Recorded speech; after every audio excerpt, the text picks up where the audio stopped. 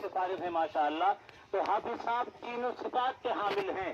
اللہ تعالیٰ حافظ صاحب کی اس قربانیوں کو اور ان محنتوں کو کاوشوں کو قبول فرمائے. اللہ تعالیٰ حافظ صاحب کے ادارے کو خوب خوب ترقی عطا فرمائے. وآخر دعوانا الحمدللہ رب العالمین.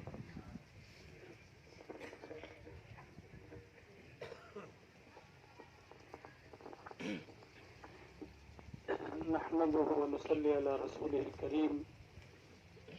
محترم بزرگوں جو کھڑے ہیں وہ بیٹھ جائیں کیونکہ ایسے جنازے آپ نے دیکھیں بار بار نہیں ہوتے. اللہ ان کی مغفرت فرمائے, اللہ ان کو درجات بلند فرمائے.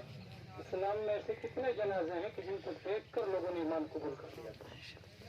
تو اللہ کے لیے یہاں آپ ایک ارادہ کریں کہ جیسے اللہ تعالیٰ نے ان سے کام لیا اللہ ہم سب سے کام لے لیں اور ان کا بدل مانگے اللہ سے.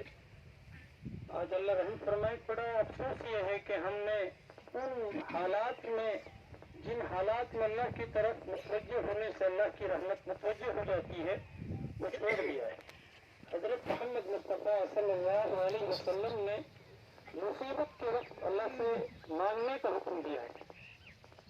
یہ مشہور ہے کہ عالم کی موت پر عالم کی موت ہے.